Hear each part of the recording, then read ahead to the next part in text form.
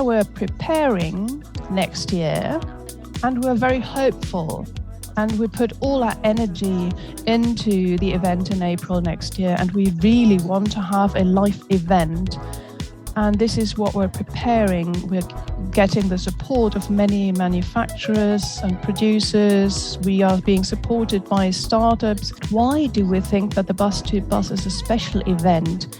How is it unique? Well, on the one hand, there's no other event which really focuses on buses. If you look at the exhibition, the Future Forum, where you can get all these new impulses, but also the element of politics that will be represented. And that is a very interesting area from my point of view. Of course, for the companies on the one hand, it is very important because, in those panel discussions, they can also hear about the plans of politics, What will the future bring? Will there be a ban on diesel? Can I recharge my electrical buses? Will there be programs for the promotion of hydrogen fuel cells or other things?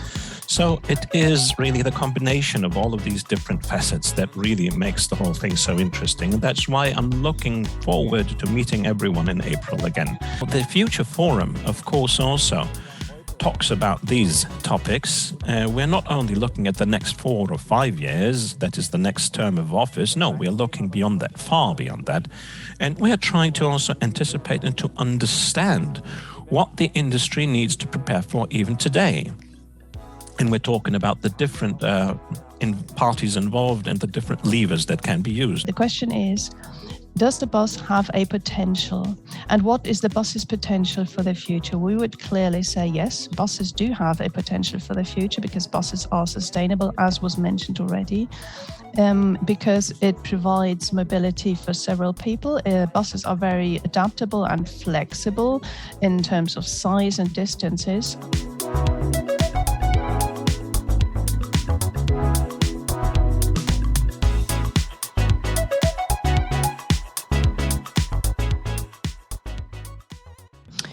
It's from 27th to 28th of April 2022 that the BUS2BUS will take place, the only bus trade show in Germany.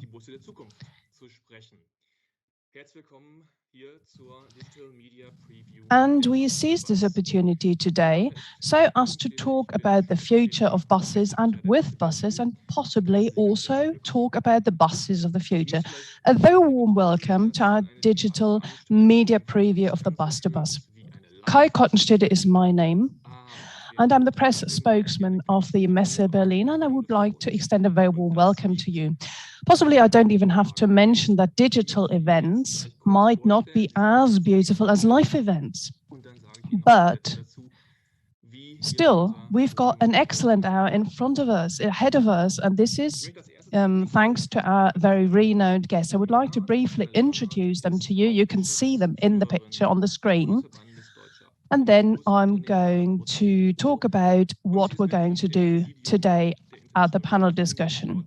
First of all, Christiane Leonard, a very warm welcome to you. She is the CEO of the German Association of Omnibus Entrepreneurs, BDO, and she's a member in the International Road Union, and she's a vice president for passenger transport. A very warm welcome to you, Christiane Leonard.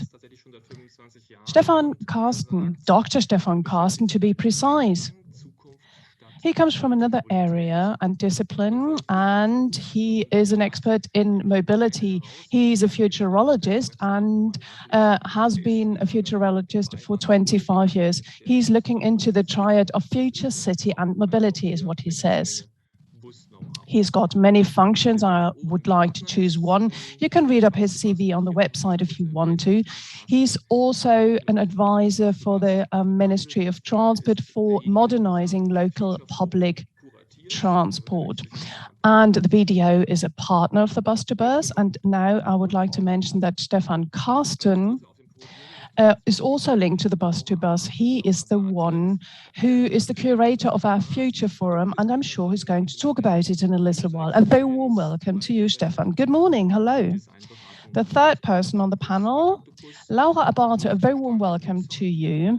She's got a different perspective. She's a product designer and she focuses on user experience. She works at the strategy and design consultation White Octopus in Berlin. Octopus focuses on user experience, and it is about user-centered products and services. A very warm welcome, Laura. Hello. Last but not least, the actual host today is Kerstin Kube-Erkens. She's a colleague of mine from Messe Berlin. She's a product architect here in our company, and in her role, she has helped developing the BUS2BUS, and she's the project manager of the BUS2BUS. A very warm welcome to Kerstin Kube-Erkens. As I said, if you want to know and read more about our speakers, you can click on our website. You can see the curriculum vitae there. Now, what have we planned for today? We're going to hear keynote speeches of the 4 speakers on the panel, and afterwards we're going to have a discussion, and you, as the participants, you will have the possibility to raise questions. What do we do regarding the questions? It's very straightforward. You can see the stream and you can enter a question with a comment function. We will receive it here in our editing department. They will send the questions to me and I will mention the questions, and we can see that the first participants are already here. Maybe I can't repeat the question with the exact wording. Sometimes we might have to summarize several questions. And a last remark on that. It might be that we will not be able to answer all your questions during the hour and we will have to stop. You will then get the answers to your question after the event today. Something which is very important, please always indicate your name. This is not automatic. Then we can also assure that we will send you the answer afterwards. Okay, now I'll just wait a second. So then we can get started with the keynote speeches. Kerstin, you're the first one here on the panel. I would like to ask you to take the floor and tell us a little bit about your role in the BUS2BUS.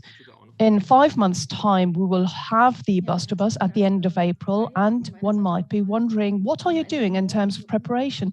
And I also have to ask, given the special circumstances we've got, how do you prepare for that? Thank you very much. Kai.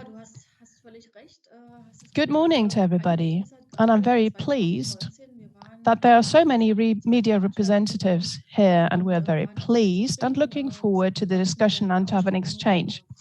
You're absolutely right. You mentioned a teaser in 2019. We were euphoric. It was our second event, and we were very pleased about it. We grew in terms of numbers. It was a great event. And then we started preparing the next event, and I think nobody of us would have known that the third event would be something we had to wait for a long time. So yes, we had difficult times. We were in the doldrums, but maybe at this point I can thank our partners, Christiane, Leonard, but also our exhibitors. Thank you very much for having dealt with us with this difficult situation, and you also helped us during these times. It might sound a little bit hackneyed, but we think that there's an opportunity in every crisis, and I think we've seized many opportunities, and we've done things which need the necessary momentum. And I'm talking about digitalization, for instance. And there's one thing which meant a major insight for us. Mobility is important. We've always been fans of buses, and thanks to our concept and the BUS2BUS, we've shown this. But now we've fully understood that mobility and the event sector are so similar. We all need interaction, social encounters, exchanges, personal talks. So we were suffering, all of us, during this pandemic times, and this is how our understanding was enhanced for one another and for the sector. So as I said, We've tried and tested a lot of things because we realized that it is not a solution not to communicate with the sector for 2 or 3 years. So we tried a lot of things. We started a podcast, for instance. And since then, we've broached a lot of subjects. At the beginning, COVID was an important topic, of course. What do bus entrepreneurs, manufacturers, service providers do? What about the new need of safety? We realized how the sector reacted. We showed productive maintenance innovations, for instance, and we've always made sure to understand the future development of cities and mobility concepts. We organized digital workshops, and this year, we planned the BUS2BUS in April, and then we had a digital special edition because this is something which we fully understood. Unfortunately, COVID is the most important topic again, but all the trends and developments in the mobility sector didn't stop just because of COVID, especially with regard to cities, drives, propulsions, etc. A lot of things have happened, and this has been put on the back burner given the current situation. This is why we said we need this digital event. We organized this together with the BDOs and other partners and our media partners, so as to be able to say, okay, climate developments and changes, this is important. And if there's one sector which can provide sustainable and flexible services and offers so as to guarantee sustainable mobility, then it's the bus sector. And this is what we discussed. It took center stage, and we were pleased to get to know Stefan. He was our keynote speaker in the past. And we didn't have any personal encounters, but still we enhanced the network during the past 2 years. Stefan is still a partner, and now he's also the curator of our Future Forum. So Stefan, I'm very pleased to have you here today, and you're going to talk about the Future Forum later on. So now we're preparing next year, and we're very hopeful. And we put all our energy into the event in April next year, and we really want to have a live event. And this is what we're preparing. We're getting the support of many manufacturers and producers. We are being supported by startups which want to come. 9 countries, for instance, will be involved. So it will definitely be a European event. VDL, Iveco, MAN, Daimler, Ebusco, Alexander Dennis, Such Mobility, they're all going to be there. And in the next days, we will contact the sector. We will provide information about next year, how we will make sure that our customers can plan properly, that there will be safety provided. And this is how we are pleased, and we're looking forward to April. What are the most important topics during the specialized trade shows? Well, alternative drives, for instance, in 2019, we had possibly 2 or 3 electric buses. There will be many more next year. We want to be a hands-on event. This will be very important. There will be many more vehicles. There will be manufacturers who also want to provide test drives for the sector outside on the exhibition ground. So in spite of all the challenges, we are very positive as far as the next year is concerned. And before I conclude, I wish to say that why do we think that the BUS2BUS is a special event? How is it unique? Well, on the one hand, there's no other event which really focuses on buses. When we're talking about buses, then we mean all kinds of buses, all the sizes, flexible buses, because this is what is so exciting about the vehicle. And we can see the flexibility of the sector. And once we will have overcome COVID, we believe that there will be a major boom for the sector. It will be important for mobility in the future. And we're pleased that this topic is also included in the coalition agreement of the new government in Germany. And we're pleased to address this. We address local public transport, intercity coaches, tourist coaches, etc. And this means and it's the reason why our concept is so special. Just very briefly, before I will come to an end, something else which we are going to address is the topic of fresh travel. What is it about? Well, how do we want to travel by bus in the future? And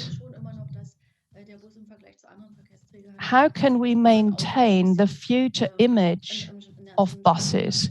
We are convinced that buses deserve this image, and buses have proven their worth, because we can see that buses, compared to other modes of transport, such as cars and rails, well, buses are not really put to the fore, and we would like to change this, and we want to support this.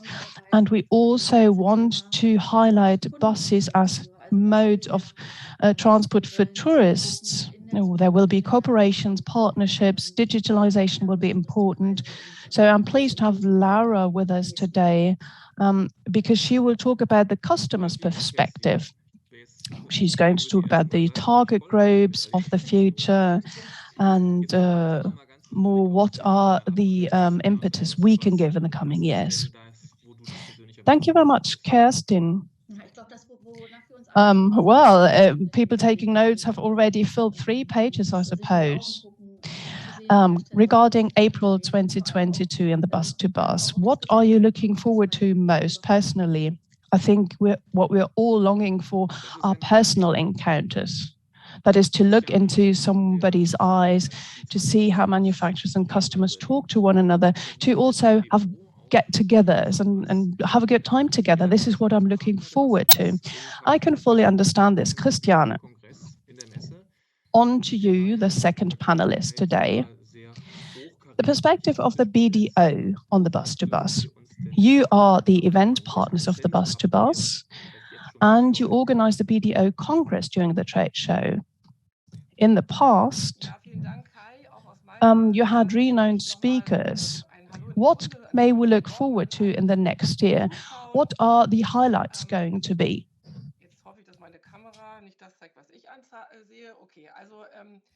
Thank you very much, Kai. I would also like to first welcome everyone. Good morning to everyone who is joining us also online. Now, I hope that my camera is working well. Yes, okay. So we are very much looking forward to April, because after this very long time, just as Kerstin said a moment ago, that we want to meet again, and we are very much looking forward to getting our industry representatives around one table so as to have an exchange. It is a very interesting time, you just mentioned it.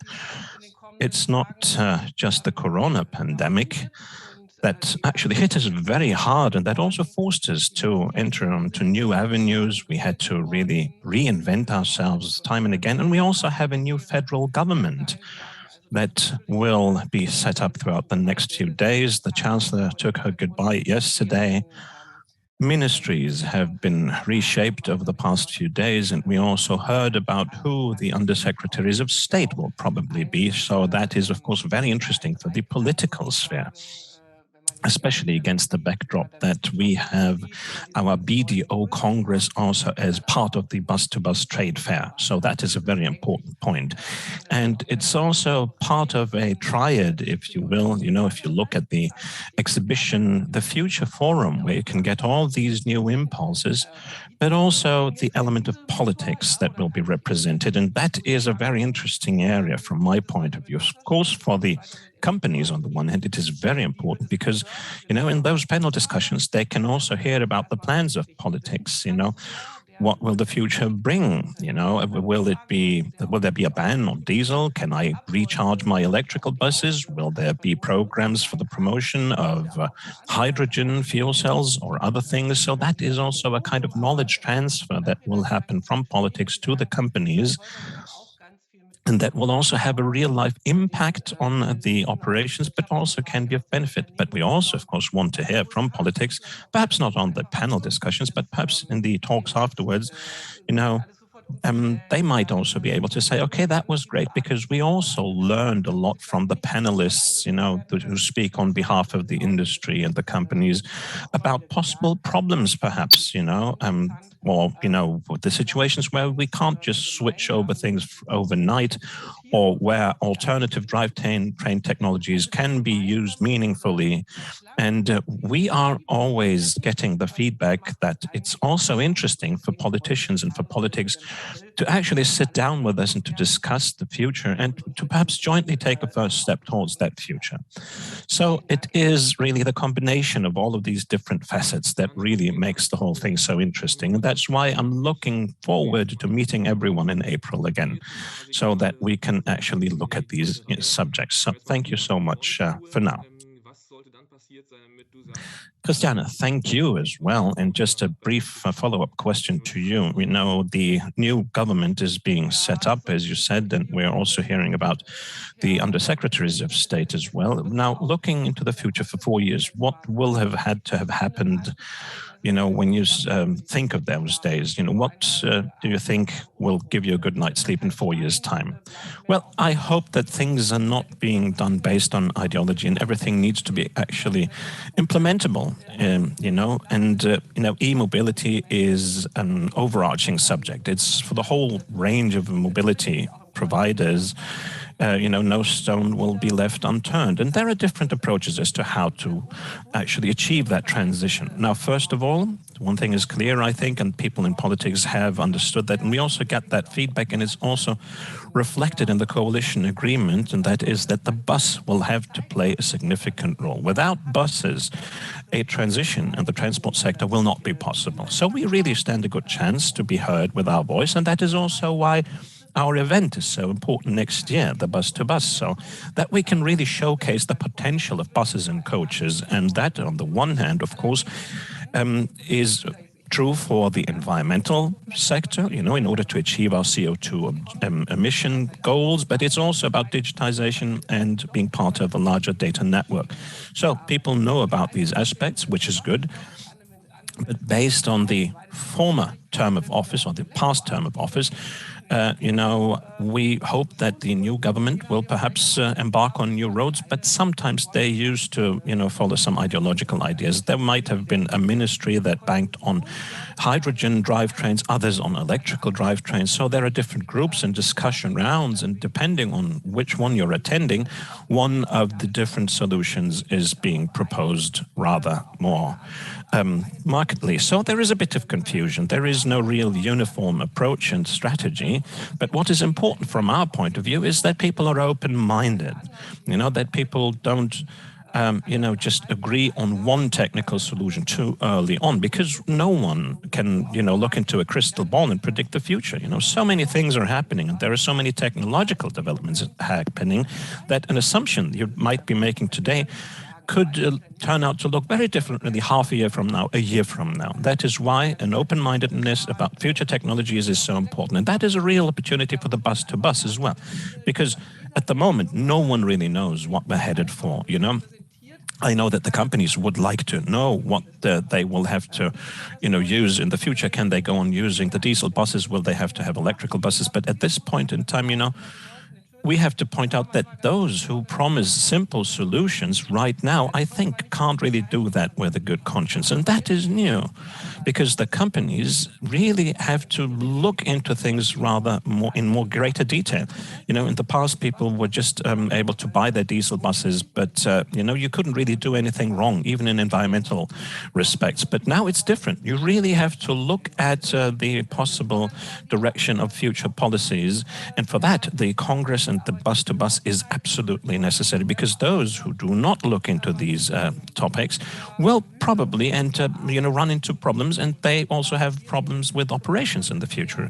So we are asking for an open-mindedness in terms of technological solutions, but that also means that the companies themselves have to actually have a bigger share in the responsibility, and they have to invest a greater effort into looking into the details of these topics. And I can only, come back to what Kerstin just said. Over the past weeks and months, we also sat down together and talked to each other, and the digital approaches that we used also went to show that these subjects will still be relevant. So we really have to try and offer a fully comprehensive set of approaches to the whole industry.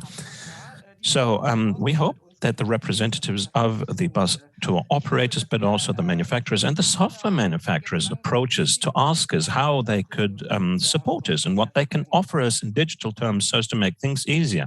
They have to talk to us, and for that, it is a perfect platform, really. And so I just hope that Corona will now have reached its peak and that in April we will be able to meet and get together again. Well, thank you very much. That is also quite a bit of information that politicians will have to process. But as you just said, the Congress and the BUS2BUS Fora are really good venues to talk about these subjects and to also reflect that to politics and into the wider public. So this kind of exchange is a very important element of that. Okay, let's move on with our exchange here. Thank you very much, Christiane, so far. Now, Stefan, the doctor, will be given 2 questions. Well, that's how things are. Question number 1. So, which impulses, and you're the curator of the Future Forum, which impulses will we get to see there during the Future Forum? And my second question is, what kind of opportunities and chances do you really see for the bus industry with a view to the mobility transition? Thank you very much. You all said it. I've been dealing with mobility for 25 years, and the complexity is bigger than ever before. And I think from my point of view, I would like to add the following. And that is that all around the globe, we now have tens of thousands of cities and local municipalities that also believe that they will have to have their say in how to design future mobility. So the Federal Ministry of Traffic and Transport is one of the central interlocutors, but the many mayors of those cities and municipalities will be also partners for an exchange when it comes to the future of mobility, and with that, the future of the bus industry. Roads and streets are being retrofitted and are being redesigned in a dimension that is unparalleled. And all over the world, people now recognize the fact that the roads and streets that we needed for the modernization and the industrialization have actually, served their purpose, and that instead we now need mobility spaces, and that the mobility industry will have to look at all these different spaces on an equal footing in the future. And that is something that Kerstin already alluded to. That is the question of what the bus of the future will be looking like. Is it the big coach, or is it a smaller vehicle with only 3 to 4 seats, which is still part of a network of public transport solutions? I'm also working in the working group for public transport solutions of the Federal Ministry, and we are very open-minded there, and we're discussing different scenarios. And we also look at how the bus industry can react to these developments. Now, the Future Forum, of course, also talks about these topics. We're not only looking at the next 4 or 5 years, that is the next term of office. No, we're looking beyond that, far beyond that. And we are trying to also anticipate and to understand what the industry needs to prepare for even today. And we're talking about the different parties involved and the different levers that can be used. And one subject that has not even been touched upon today is the one that I would like to start with, and that is autonomous intelligence, which will be a very important topic to be talked about. During the IAA convention in Munich, we saw that the next year, the first RoboCab, that is the first autonomous vehicle, will take up commercial operations. So they will have an operator on board for safety reasons, but that means that automobility and autonomous mobility is not just a topic that is relevant for the United States, but that it has rather also arrived in Germany.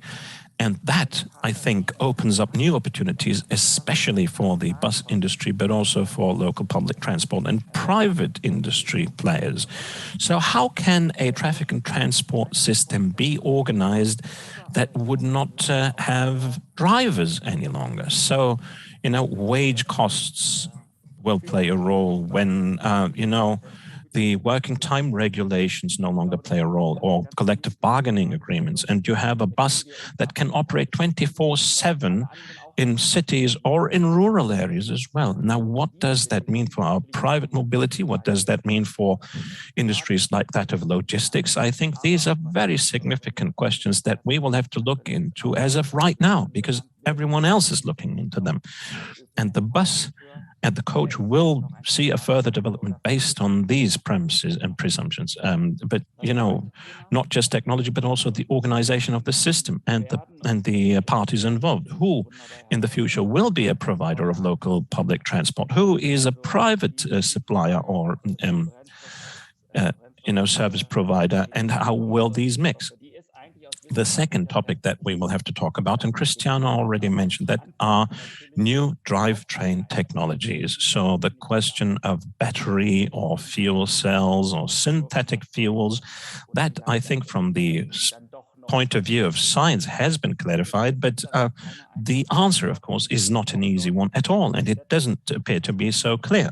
Will it be exclusively batteries? Will it be hydrogen? Or for how long will diesel engines still be operating? So there is no easy answer to that.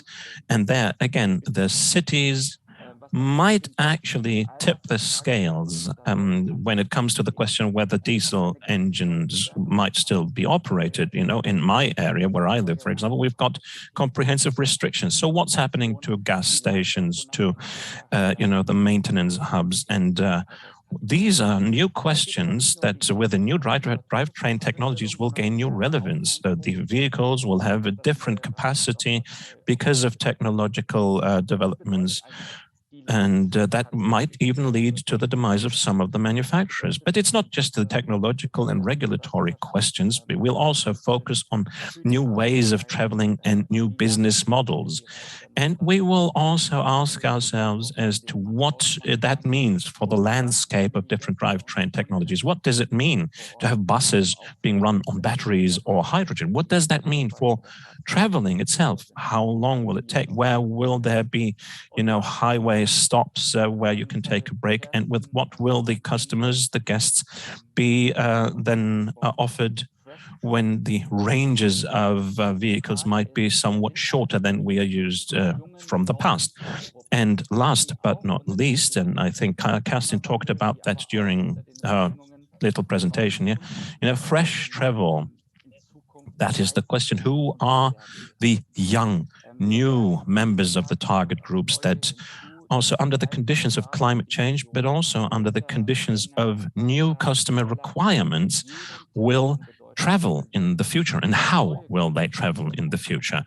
Every day we learn new things, and we learn that the old dimensions of status, that is longer for longer durations and to go further, and that all of these old aspects lose importance, and that we gain new customers that more look at sustainability, awareness, but where also design, aesthetics, and the digitization play a greater role. So what are these categories that a bus will need to be taking into account when designing the bus, and how will traveling happen under these conditions where we right now are entering into a new phase of immobility, unfortunately, at least for those that are not vaccinated?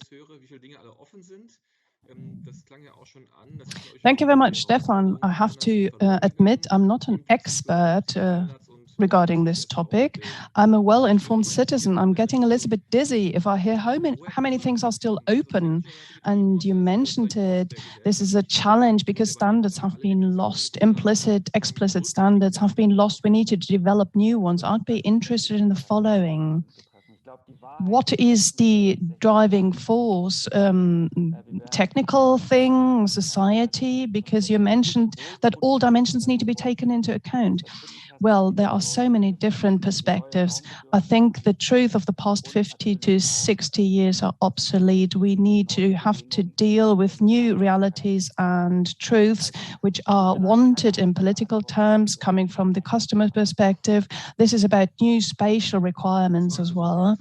And there are new technical conditions, and we need to wonder how to deal with sustainability. I'm sorry, I don't have a very clear-cut answer to this very simple question. Well, I've tried at least. Thank you very much, Laura. Last but not least, you're on the panel With a new perspective to the topic, you very much look into user needs with regard to mobility, and it's about not individual transport. And I would like to talk about a special topic, which is intercity buses and coaches as modes of transport for tourists. What are the opportunities and the treasure troves to be found there? Hello. As you said, we at White Octopus, we look into the users and their needs. So to put it simply, why are people mobile and why? To wonder why they use buses or why they don't use buses. That is, we look into these questions. What are the needs that need to be met in future so that users enjoy and use joint mobility in the best case? I would like to state the following, which was said in various contributions already. The question is, does the bus have a potential? And what is the bus's potential for the future? We would clearly say yes, buses do have a potential for the future because buses are sustainable, as was mentioned already. Because it provides mobility for several people.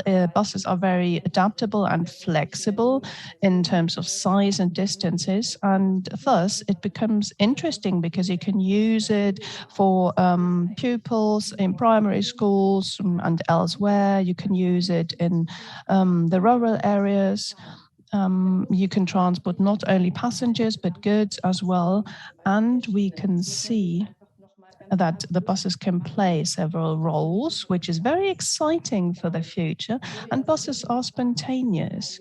Buses are not caught in a holistic system like rail-bound vehicles. We need to be very aware of this. This is a huge potential. Now, the question was, what is the treasure trove or the potential to be tapped into?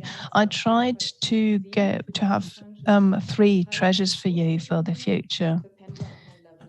And this is clearly linked to future needs of users. One potential, which we definitely see for the bus sector, are high-speed bus connections for commuters.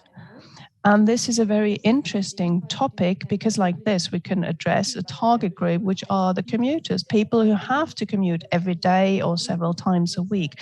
This is a target group which must be very mobile. And in this case, buses can solve problems for these people because it's a high-speed direct link.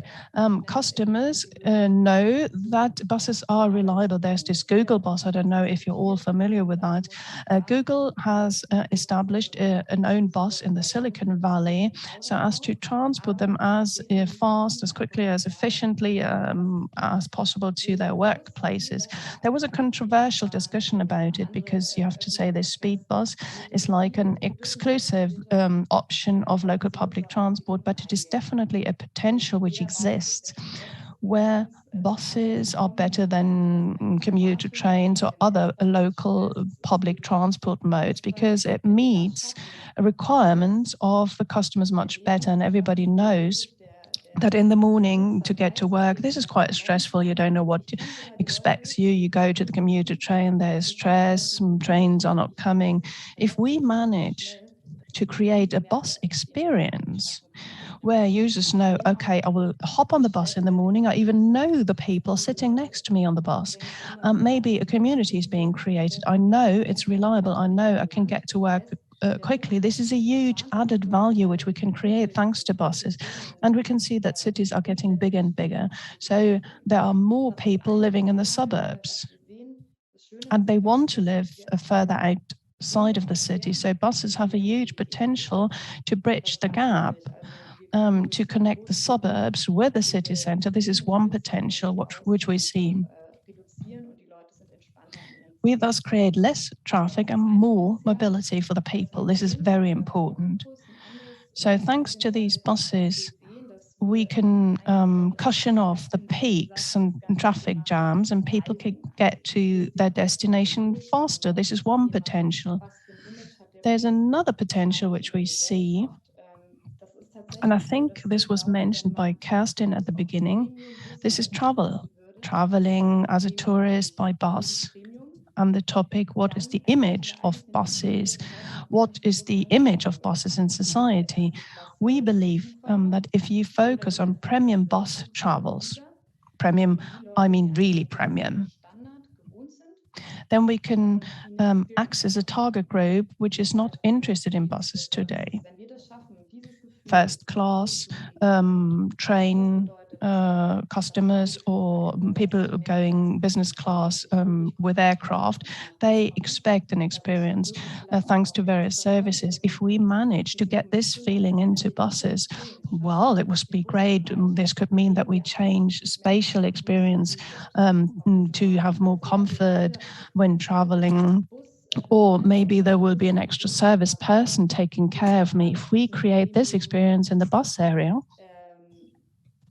then we open up a new segment in the market, because a lot of bus operators or bus services strongly focus on this premium discount level. Bus is still an affordable alternative to reach your destination. But for us, it's not important to be the most affordable means of transport, but to create the biggest experience for customers. This eventually means that we want to have more quality than efficiency. It might mean for the future that we will have less seats, but more comfort. And this is what the first-class customers expect. This is what they want, and this is what they would be willing to pay for. And the last potential I've got for you, and this might be put under discussion, is the issue of bus trips as an experience. What does it mean? Well, it means that we need to think this with a more holistic approach, what a bus trip feels like in terms of an experience. In the best case, customer hops on the bus, and it's not only about getting from Berlin to Hamburg, for instance, but it is a holistic experience. What do I mean by that? Well, I think we do have a huge potential to get more entertainment into bus trips. Gamification, maybe, thanks to digitalization, we might have additional offers for users. We could sell those. To give you a specific example, if I go by bus from Berlin to Hamburg, say, well, perhaps in the future there will be the possibility that I use augmented reality so as to get information on my trip. That is, we're driving by bus and we pass a lot of cities, towns, we go through the countryside, and one could say, this is an experience, I can learn something, maybe I can do a quiz. Maybe I'm a mother, I've got children. I know I'm sitting in the bus with my children for 4 hours. What are the possibilities for me as a mother that I know? Great, the bus company has a children's program for me so that I know the children will be very busy for 2 hours. So these are the realities taking place in buses we need to think about. And I think it's quite interesting here to see that digitalization provides a major added value, and that we can say the trip becomes the destination and the target. It is not only to go on a trip, but it's rather that people enjoy being on a trip. It's more than just sitting there and waiting. And we kind of say this is not a necessary evil, but it becomes a genuine experience. And maybe to conclude, I think the last point is really exciting, because like this, we can reach target groups and people who are open-minded for these things. They want to be mobile in a sustainable manner, but they also want to have fun. They want to have a pleasant experience. And I think it's also important to say that there are people who go to the city, they pay money for a bus trip, so as to go on a city trip. Just to give you a very simple example, the question is, well, this principle could be used by us. A city trip which offers more information, which is great fun, this principle could be copied or could be rethought. And we could use it for intercity buses as well. As a program, it's a huge potential to say, okay, well, then customers will get the experience that going by bus is really an added value because comparing this to aircraft and train, you don't have this. This level does not exist that you pass cities and towns. Well, I believe, to summarize, I think that we need to think about commuting.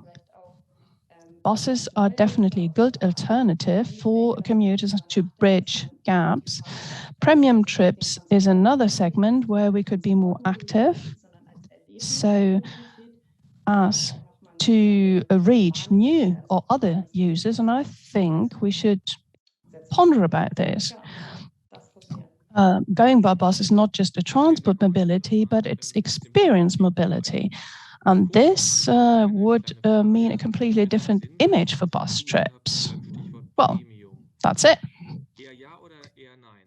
Thank you very much, Laura. I'm checking the time now. I would like to ask you for a brief answer because I was thinking about it when listening to you. You mentioned premium. Rather yes or rather no? Will there be senator lounges for buses when thinking about it? Yes, I do believe so. Yes. Well, I'm looking forward to it. Great. Me too. Okay, let us open the discussion because we've received the first questions in the meantime. A lot of questions go to Kerstin about the bus-to-bus. However, I would like to start with a question to Christiane. I'm reading it out. Busplaner, Mrs. Leonard. What about being open in technological terms? What about electric drive as well? Because currently we focus on e-buses. Hydrogen is a niche, and it is difficult to implement this with regard to city buses. E-fuels there, it is even more tricky, especially regarding coaches. It might make more sense to focus on the future of a drive so as not to lose time and lag behind in international comparisons. So the question is whether being open-minded in technological terms is the right strategy. Thank you very much for the questions. Well, if I knew what the future drive looked like, then I'd be able to answer this question easily with yes, of course. But we can only talk about the status quo and use this as a basis so as to look into the future. I agree in local public transport. When thinking about alternative drives, we've got the e or electro buses. A lot of manufacturers will present this next year, and they've got solutions in the market. You can purchase them already. The problem is that we don't have the crystal ball in front of us, to be honest. So there are also practical things to be taken into account. CVD, for instance, those who asked the question know the Clean Vehicle Directive, and I think this is what this is linked to. Well, there, basically speaking, it's a regulation for the industry, so it's an industrial or political regulation coming from Brussels. And this guideline or directive actually points out what they consider to be the drivetrain of the future. But of course, they leave a little leeway because they're also trying to cover climate protection. And, they don't really care that, in particular, how these goals are being reached, as long as they're reached. So hydrogen is also an important subject, but also e-fuels and synthetic fuels under certain conditions that can, at least to a certain percentage, count as clean fuels. And the one thing, of course, is the theoretical or, the technical question, if you will, that needs to also be answered by science as to what we're headed for. But also the other question that's important is how can it be implemented in the markets? And what may even be more important is the question of who's going to pay for the whole development.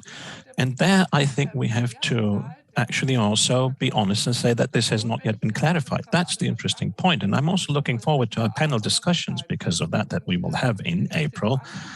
But of course, we will also have talks with politics before that. But that's an important question. Who will pay for the transition in traffic and transport? We all have understood that it's necessary. We also know that it makes sense, but who's going to pay for that? So there are now actually kind of seed fundings, and for new drivetrains, but it's 80% for buses, 40% only for infrastructure. If you've got, for example, a gas station for hydrogen, or if you want to have an electrical charging station on your maintenance a yard, then 40% is not really much, so it can hardly be funded, not even with the help of municipalities. So normally you would have to increase prices, that's the way things work in industries, the higher prices you have, if your suppliers want to have more for their services, then you have to increase prices. And you can hardly do that in local public transport because it is part of the public service offerings that are really basic necessities. So we also want to make sure that these services are not too expensive.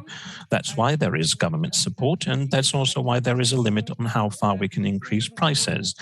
But I think it will then be an issue for the municipalities and the cities. And Stefan already mentioned that they will play a particularly important role in the future, because according to the Clean Vehicle Directive, in these quotas, they will also include these alternative drivetrain technologies in their public tenders. And if you've got public tenders, you also need to fund that technology as part of your public tenders. So this leads to the question of whether, even in the most rural of areas, it is actually important or essential to have an enormously expensive hydrogen infrastructure. Or could you perhaps, use synthetic fuels? Of course, the discussion there is very much at the beginning of everything. And, in terms of the efficiency degrees, it's not yet where we want it to be. But, there are developments that are relevant also for aviation and for the shipping industries, maritime shipping, really. So it's going to play a very important role in the future there. But this might also be part of the solution for the situation of rural local transport providers. And in that respect, I really believe that it is important that we, first of all, sit down and make sure that we keep all the possible options on the table, and that we do not, nationally limit possible solutions that are still available at European level. And I don't think that this is the task of the associations and of politics to consciously limit the choices that we might have. But over the next years, I think this is going to become clearer as to what the general direction of the development is. That is my opinion. And I mean, there is a certain amount of uncertainty still, but I believe that over the next years, and we don't really have to look too much into the future or too far into the future, that we will gain more clarity, and one or the other technology will manage to assert itself, also based on the acceptance and the use of these technologies. There will be areas where one possible solution makes more sense than the other, and I think this is the kind of open-mindedness that we have to keep. Well, you just said that you don't have a crystal ball. I don't have a crystal ball either, but I've got a future researcher here on the panel. That's what's closest to a crystal ball that we have here, which is why I would like to pass the baton to you, Stefan, but not without formulating an additional question. Let me just look it up here in the chat. So if you want to, of course, you can also talk about the different possible technological approaches in the future, but the question of Busplaner to you is more about autonomous driving and how realistic it is to expect to have buses to drive autonomously at level 4 or even level 5, taking into account the complex traffic situations in inner cities, with how to turn a bend and everything. So buses need to have a special kind of sensitivity for that. I hate crystal balls, by the way, but thank you still for the question. Well, the 1 million, perhaps even 10 million euro question is absolutely justified. The legal framework conditions in Germany have already been developed to quite a degree. So the framework conditions are not all that bad.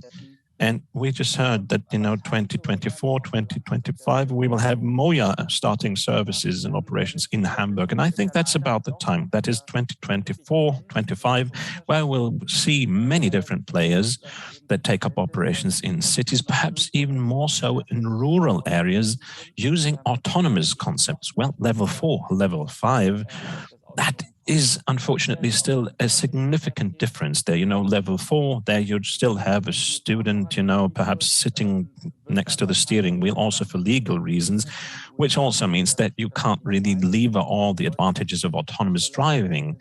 But I think we'll see that towards the middle of this decade. But level 5, as it's being approached in the United States, I think is about to start. They have made some progress in the United States, at least, and German manufacturers are not really there yet. They don't have it on their agenda yet. But this is about the time frame that I'm calculating with. And of course, this kind of safety discussion needs to be shored up by facts. 90% of all the accidents that happen today are, actually generated by human errors. And every form of autonomous driving will help make our traffic systems safer. Of course, there will be dramatic and very bad accidents. No question about that, because a technical system might have overlooked a child in, to put it that bluntly. But on the whole, it will become increasingly safer, a lot safer. So we should really try to really push for that kind of future as, convincingly as we can. I have another question to one of our experts. I am really well supplied with questions here. I don't even have to come up with my own questions. But this is a question to the panelists. If you've got an idea about that, feel free to offer your thoughts for the discussion here and to keep the discussion lively. So let me move on to you, Laura. The bus planner also has a question to you. And this is for commuters, connections for commuters, shuttle services, Is it an on-demand solution or is it, based on fixed schedules? Two different approaches. And then there is the problem of the last mile for shuttling commuters. I mean, cars offer the advantage here. You get the users to their workplace quickly, and the last mile is also covered. That is something that buses cannot automatically do.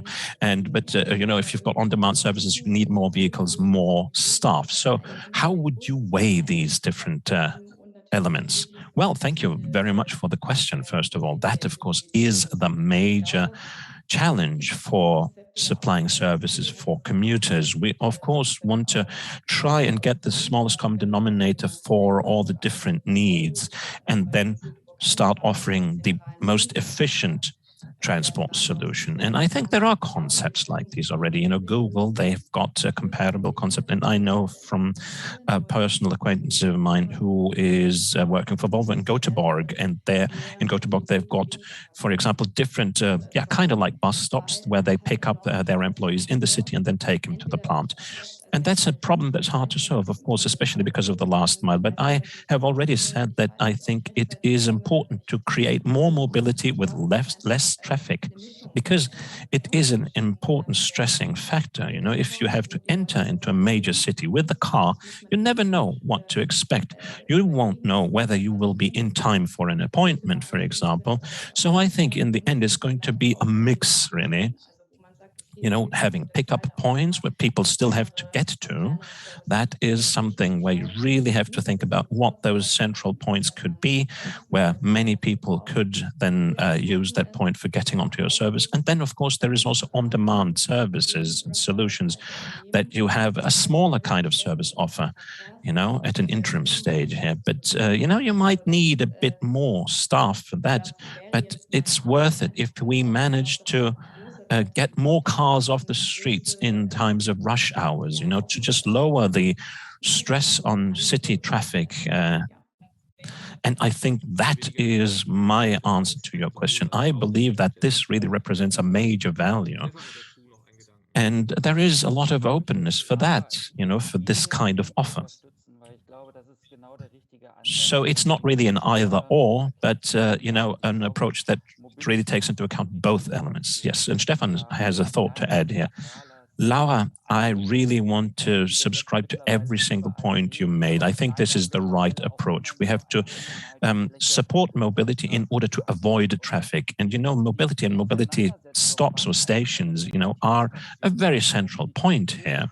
You get to see that everywhere, but unfortunately, it's quite frequently only just, an area that is painted in a different color on the pavement. But the discussion about what a mobility station or a mobility hub needs to be in the future and can be in the future is going to be of utmost importance.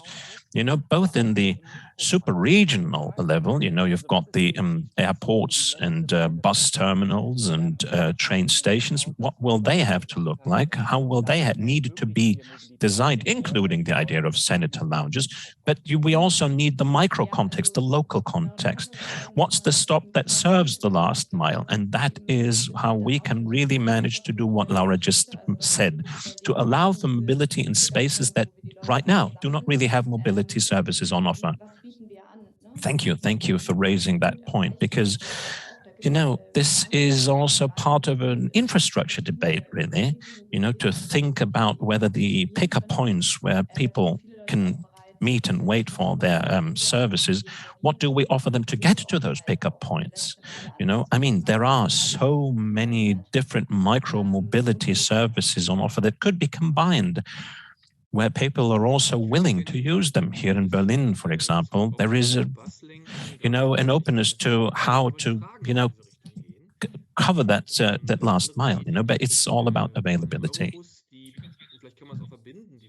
Right. I would now like to get back to the bus-to-bus, not just because I'm working for the Messe Berlin, but because the questions also go in that direction. I've got questions from other media, the Eurobus, for example. Perhaps we can combine here two questions, First of all, the bus manufacturers or suppliers, who of those will be there? And will there also be exhibitors from bus tour operators?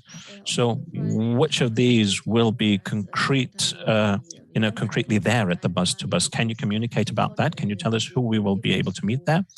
Well, thank you very much. There is a huge number of manufacturers that we're currently talking to, but what I can confirm is that there are companies like MAN, Daimler, Iveco Bus, VDL, Iveco, Ibusco, Isuzu, Switch Mobility, K-Boys. There are so many different manufacturers that will be there who actually look at all the things that we've talked about, and that will exhibit these things. They will be focusing on sustainable drivetrain technologies and different vehicle sizes.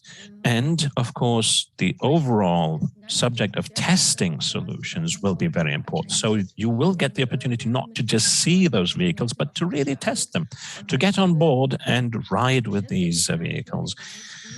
And yes, fresh travel will also be a very important focus at the bus-to-bus, and it's also a USP. And with this subject, we started out in 2019. And fresh travel is, of course, also looking into the question of what tourism packages might look like that can be well marketed, and how digitization can support us there, and how the end consumer can actually be taken along onto this customer journey so that they can actually play a role when it comes to the design stages of these packages. What is the possible influence of the digitization here, and what can the industry in general do in order to find new target groups for the bus segment? Laura, I think, gave us a very good explanation here. It will be part of our exhibition, and without naming participants there, but it will also be an important part of the future forum that will, allot a lot of attention to this subject. And yes, so innovative tourism packages will play a major role. Now, Omnibus News is asking, against the following backdrop, the future trends, they have a very traditional question. What kind of exhibitors will be there with buses? So the focus is back onto the vehicle. We need that still. Well, as I said, MAN, definitely Iveco, VDL, Virtual Mobility. There are new players, just to mention a few. So you can look forward to many manufacturers who will be there. Thank you. Wasn't very attentive because I have to read the questions simultaneously. Another question to Laura, and it's about fresh travel, which was mentioned on the bus-to-bus. The question is, the impetus, such as fresh travel, premium, etc., are being implemented by many bus operators. There are premium buses being used with regard to intercity coaches. There are premium products as well. The question is, how can we make sure that we will have the guests who want to go to the cities? We've heard discussions whether we can go into the cities. There are restrictions from the cities to not allow buses into the cities. Interesting question. The question is about premium trips. Customers of premium trips want to go to attractive big cities. Exactly, yes. And how they can get into the city centers, because there are restrictions in some city centers. Well, I don't have a direct solution to this, but I believe definitely that we can discuss terminals. Where do you arrive? If you're familiar with Berlin, close to the exhibition grounds, there is the terminal. It is an experience. The question is to think about where to let the people hop off and what kind of an experience do they get there. So additional infrastructure would be important. We need a cooperation there with the bus operators. I'll give you other examples. If people take the plane, they start their trip at the airport. People are happy if they go into the airport. They buy something, although they don't need anything, because it's part and parcel of it. This is the experience. They buy a very expensive cup of coffee, although they could have done that before that. It's about the experience, this feeling of now we're on holidays, we're on a trip, everything doesn't matter any longer. I'm exaggerating a bit, of course, but still. And I think it would be a very charming solution to deal with these restrictions and say, okay, well, maybe we can't drive into the city of Paris or Venice or Berlin with our coaches, but we try to arrive somewhere else where people have the experience. Okay, this is a premium trip. How can we extend the journey? I think this is a huge potential and we have to do more. And a very brief sentence at the end. We're all familiar with it. And I think Stefan mentioned it as well. Bus trips and where do you arrive in your destination? This feeling like you're on a service area on the motorway. It's very noisy there. It's dark. It's unpleasant there. Maybe there's not a lot of hygiene. And how can we manage to improve the image of bus trips? It's not only buses as vehicles which have to change something. No, we need to change the infrastructure on top of that. So this is my answer to this question. Christiane raised her hand. Maybe she wants to give an answer as well. So over to you, Christiane. Exactly. Laura already explained it. And I know what this question is aiming at. I think it is absolutely correct. In the past, we had the problem that not all buses could go into the city centers, and the mayors of the cities sometimes say, well, I don't want to have any coaches in the city center. And I believe there are two reasons to this, and we can change this. It can be very positive for us. It's about hazardous substances. We already mentioned alternative drives. The more headway we make, and if we manage to reduce hazardous substances or emissions of travel coaches in the future, then this will no longer be a problem. Because buses or coaches will become more environmentally friendly. And in this case, the restrictions of the cities will no longer exist. People will be more friendly towards buses. Then another point, you mentioned Venice. And we can see this phenomenon of mass tourism, cruise industry is suffering from it. And this is sometimes also connected or linked with buses. If you're in Berlin, you can see the situation now, given the pandemic, it's different. But before the pandemic, if you went to Brandenburg Gate, you could see a lot of coaches and buses there. And I believe that we can do something ourselves. You can also read the coalition agreement and you can find a lot of things, because according to the agreement, domestic tourism, sustainable tourism are important. Maybe we don't have to go where millions of other people go. There are other beautiful destinations which are great, where you can go by bus. You can't reach these destinations by train or aircraft. Maybe you want to go to the surroundings, which can be very beautiful. You can't reach it with those modes of transport, but you may and can go by buses. And I think this is a new trend towards sustainable travels. People have become more aware about environmental issues, and I think they will perceive the cities in a different way. So the environmental factor and mass tourism are important issues in this respect, and I can see huge potential for buses in the future. Unfortunately, we're running out of time. Laura, I'll give the floor to you, and then I've got 2 questions on my list. If you've got any further questions, dear journalists, you may write them in the comment function, of course, and we will answer them later. Laura, over to you, and then the last round. I shall be very brief. Thank you. I thought that this was an additional remark which was important. I said at the beginning that buses can be used in a flexible and spontaneous way, and this is what we should focus on, to say you can go to destinations by bus which you couldn't reach otherwise. And restrictions in the city centre, well, I believe if you take a look at the product, you have to think about sizes.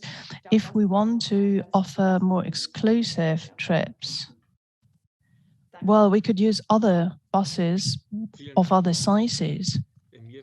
In the best case, they would have sustainable drives, of course, and I think this is a very important topic in terms of awareness. I just wanted to add this. Thank you. Thank you very much, Laura.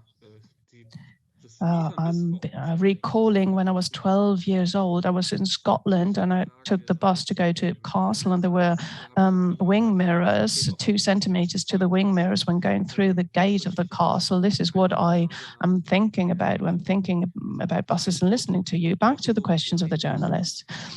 On the one hand, I've got 2 questions, specifically relating to bus, different questions. First of all, a question about autonomous small buses, and then the COVID regulations on the bus-to-bus. One question from an English-speaking medium, or in any case it is in English, and I would like to include it. So first of all, the question, what about the bus-to-bus? Will we see anything about the project on autonomous small buses? We have this in Germany already. There's an example at the Promenade in Tegel, Berlin. Or maybe you can explain the COVID regulations for having access to the bus-to-bus trade show. First of all, yes, driverless driving or autonomous driving will be an important topic, as it was in 2019 already. We had a vehicle which you could test on the exhibition grounds. You could go through the summer garden. We will have something along these lines. We are holding talks with manufacturers in this respect. And I know that autonomous small buses and other flexible vehicle sizes will be important topics in the future forum as well. So I'm sure that we'll be able to show something in this respect. And as far as the safety concept is concerned, or our planning concept for the next event, well, quite clearly, our preference is to hold an event on the exhibition grounds, physical event. We will contact our exhibitors in the coming days so as to provide safety so that they can plan safely. So I would like to ask you to keep in touch, to read up the updates on our website. There will be a QA session on COVID. But we will provide information next week. And you will get this information on our website as well. Have I forgotten anything, Kai? No. No. The autonomous small buses and autonomous driving and the COVID regulations. We've got a great back off. They gave me a briefing. Question from Hungary to Christiane. The question is, does the BDO think that electric buses are similar to diesel as far as technology is concerned? Because this would be the basis for a fair comparison. Battery charging, etc. I'm not quite sure whether I got the question, so I'll hand the floor to you. Thank you very much for the question from Hungary. Well, I'd say it depends. Depending on the organization of the operation and where it is. I know operators here in Germany. They've got a certain capacity of vehicles. That is, they've got the battery ranges and they can manage, they can make do within the cities, etc., in moderate climate, without many mountains or hills. It is working very well in these landscapes. But I also know about companies operating in the mountains, in the rural areas, in hillside areas. They have longer distances to cover, and to them the range is not sufficient. So it's not easy to answer this question. And to make this comparable, I think this is what your question is about, whether you can compare diesel and electric drives. And I have to say, no, you can't compare it at the moment, because the range is not the same. I don't have the possibility. I have as much range as I need here. So you can't compare it at the moment. If I'm limited to a certain number of kilometers, well, then you know this. If you've got an appropriate car, you need to check how to plan, if you can reach your destinations, where can you charge the vehicle. So it is not comparable from my point of view in technical terms or in terms of operation, I have to say. I think electro drives can't hold the water to diesel drives, and I don't want to mention the cost, because they're of course much higher compared to the normal diesel engine. I hope that I've managed to answer your question, and I hope that I've managed to help you with my answer. Thank you very much. Currently, we don't have any further questions, and we're already 30 minutes ahead of time. We've managed to answer all the questions.